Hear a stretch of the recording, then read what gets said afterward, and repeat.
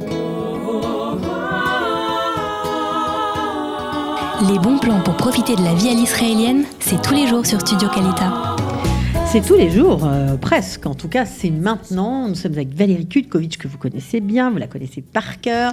Et surtout, vous connaissez bien aussi son site jérusalemfuté.com. Alors, bonjour Valérie. Bonjour. Ça va ? Très bien. Bon, alors, est-ce que tu es prête pour le feu ? Allons-y. Les grands feux de la Gomer. Allumons le feu, exactement. Tu es prête ? Ouais. Tu as ramassé les crachines ? Non, nous, on va faire juste un barbecue. Hein. Toutes les années, je ramasse, je fais. Cette année, on va faire... voilà. Barbecue. Bon, voilà. Alors, il y a des enfants qui ont commencé à ramasser dans les villages, dans les villes, le bois pour faire des grands feux. Alors, nous, on aimerait savoir où on peut aller faire un feu pour l'Akba Omer. Alors, il faut d'abord dire que l'Akba Omer, ça aura lieu jeudi 3 mai. Et généralement, on fait les feux le soir, la veille au soir. Mercredi, mai, c'est les feux de l'Akba Omer. Voilà, il y en aura déjà un petit peu avant parce que les mouvements de jeunesse, les associations, ils font ça un peu avant. Mais le vrai, voilà. Alors, a priori, à Jérusalem, il y a tous les ans une liste de lieux dans tous les quartiers qui ont été spécialement visités, nettoyés par les pompiers, sécurisés, etc., où il n'y a pas de risque d'incendie et où on est censé faire les feux. Normalement, il n'y a que dans ces endroits-là que vous avez autorisation de faire des feux. La liste, je vous l'ai mise sur le site, elle est longue comme le bras. Donc vraiment, chaque quartier a ses endroits très, très précis où on peut faire feu. Bon, c'est pas toujours respecté. On peut en citer 3. Il y a Pigazev, bien sûr. Il y a toujours beaucoup d'animations dans ce quartier. Voilà, c'est très sympa. C'est un groupe de jeunes qui organise ça. Alors, il y a de la musique, il y a la possibilité de faire des pitas sur le feu. Enfin, il y a plein de choses. Il y a de l'ambiance. Bien sûr, si vous avez envie de faire une plongée dans les quartiers orthodoxes, vous pouvez vous diriger vers Givat Shaoul. Alors là, les feux, je pense que ce sont les feux les plus hauts de la ville. Il y en a aussi un sur le parking le Park and Ride, généralement à Ammunition Hill, où ils font un truc absolument énorme. En tout cas, ils le construisent. Je l'ai jamais vu brûler, mais dans la journée...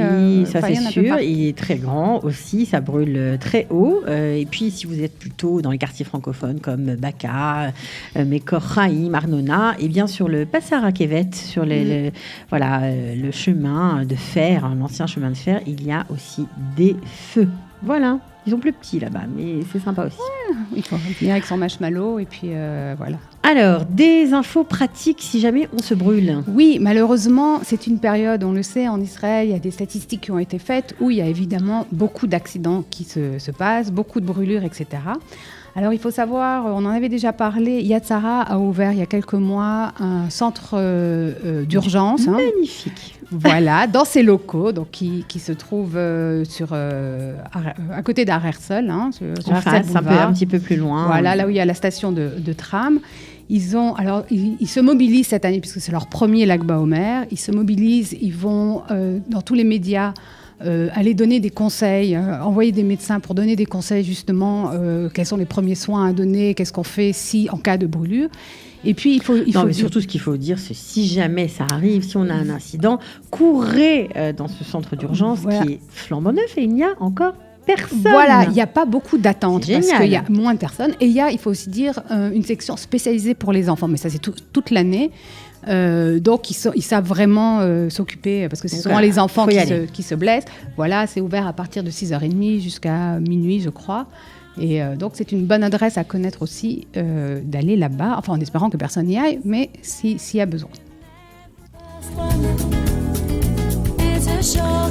Bon, alors là, c'est carrément Hollywood que tu nous as déniché, on va dire ça comme ça, parce que si on veut aller à Méron, et si on est un petit peu, on n'aime pas les transports en commun, on n'aime pas faire du stop, on n'aime pas l'autobus, qu'on a un peu de sous. Voilà, moi j'ai vu une publicité passer, donc je la donne à ceux qui voudraient. On peut y aller en hélicoptère, ben oui, c'est incroyable, mais c'est vrai. Il y a une société qui s'appelle Rashbi Wings qui organise pour la première fois cette année donc un transport en hélicoptère de Jérusalem directement à Méron pour éviter tous les bouchons, tout ce qui est un peu désagréable sur le chemin. Et être tranquille. Et ça coûte un peu cher. Je crois que ça coûte aux environs de $1 500 par personne. Mais bon, si ça peut éviter, c'est beaucoup plus rapide. Hein. Bien sûr. Moi, je vous dis, l'hélicoptère pour Méron. Pourquoi pas? Ça le fait bon. Vous avez peut-être détonné un peu avec l'ambiance qu'il y a là-bas, non? Faudra. Je sais pas, on atterrit. J'aimerais bien savoir où on atterrit, mais bon. Pas très long. Enfin, il y a un truc spécialement réservé. Bon. Allez sur leur site si vous êtes intéressé, puis vous verrez tous les détails.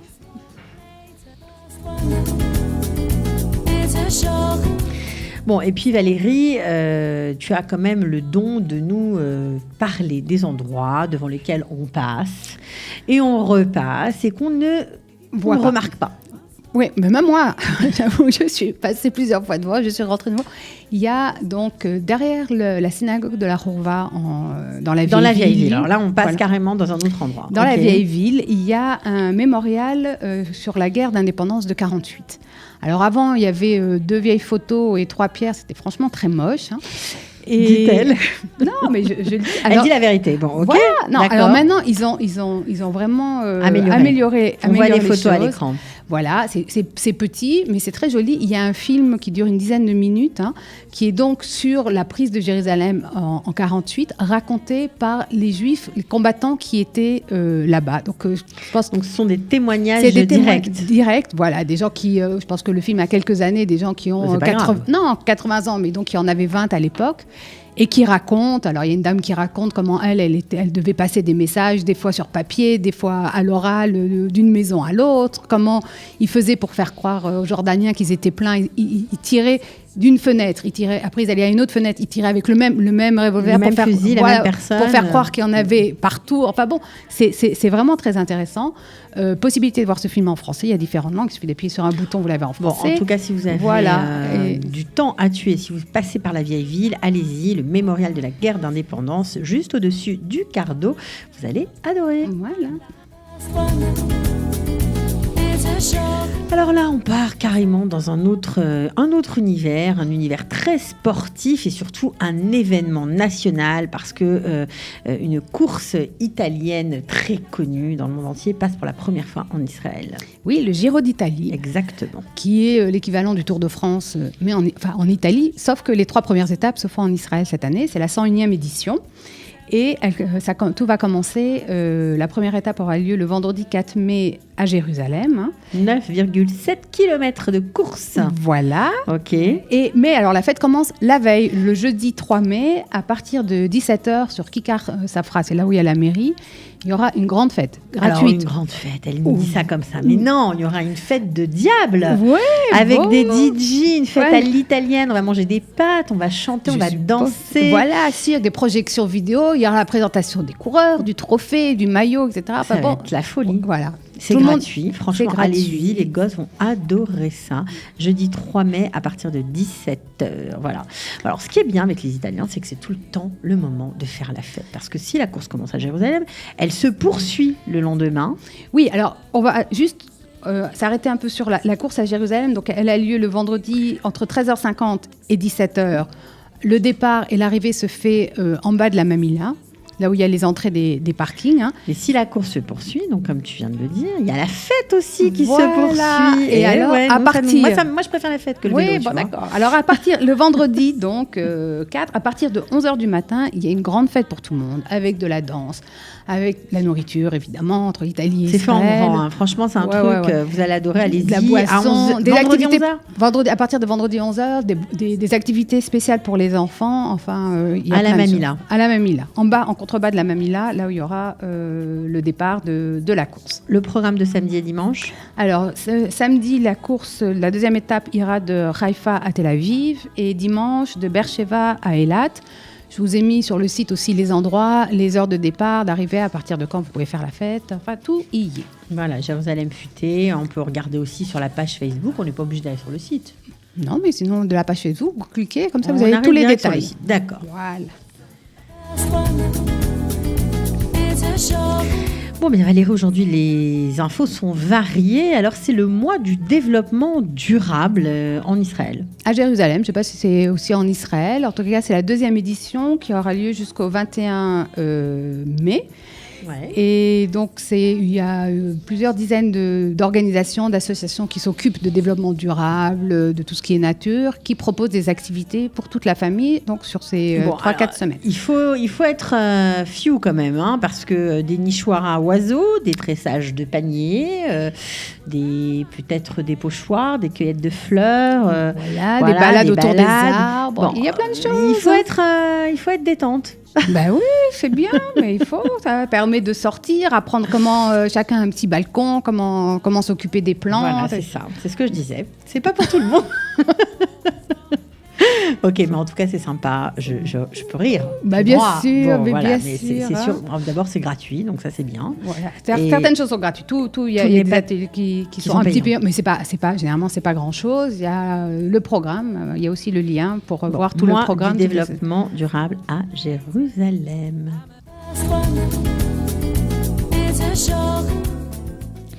Allez, et puis les 70 ans d'Israël, ça a commencé, c'est un peu derrière nous, Yom Ha'atzmaut, mais pour nous, eh bien, ce sera l'occasion de faire la fête toute l'année. Exactement, il y a des activités tout au long de l'année. Et ça, c'est génial. Et le Centre Begin propose aussi de fêter l'anniversaire d'Israël à sa façon. Alors, qu'est-ce qu'il nous propose ? Alors, il propose des visites guidées musicales.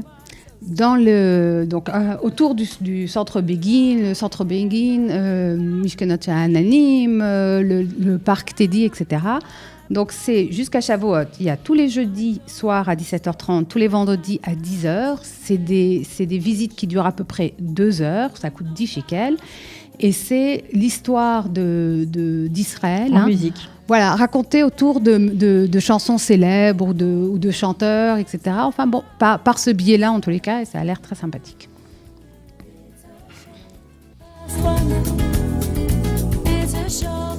Bon, et puis pour finir ce petit tour des choses à faire cette semaine, eh bien, on va finir avec l'agenda. Bah voilà.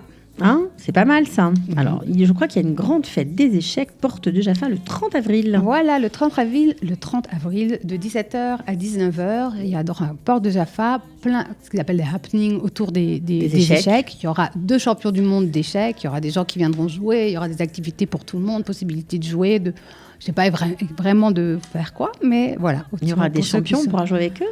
Sans doute s'ils sont là, c'est juste, des tournois, cool. des initiations, etc. Donc, à découvrir. Ensuite, le même soir, on en avait parlé du spectacle Israël Folklore, qui est très sympa, avec des danses israéliennes, des chants, etc., qui aura lieu au YMCA. C'est à 20h30, il me semble. Donc, allez-y. Si vous aimez les spectacles typiquement israéliens, vous allez apprécier, c'est sûr. Et puis... Alors, on a quelque chose d'autre. Le dimanche 6 mai est organisée une visite dégustation à Mahane Yehuda. Une visite, pourquoi ? Pour les nouveaux immigrants ? Voilà, qui est réservée au LIM depuis 2015, mais c'est très sympa. En quelle langue ? En hébreu ? En français. Ah, en français, En d'accord. français, c'est gratuit. Il y a un lien, il faut s'inscrire. Ça a lieu de 12h30 à 15h30. Bon, si vous ne connaissez pas le Chouk Mahane Yehuda, ça m'étonnerait, mais en tout cas, si vous ne le connaissez pas, allez-y, inscrivez-vous. Vous allez vraiment découvrir un monde à part. Dimanche 6 mai 2018. Voilà, le lien est sur le site jérusalemfuté.com. Merci Valérie. De rien. Un plaisir comme toujours. Bah, ok. Ciao. Au revoir.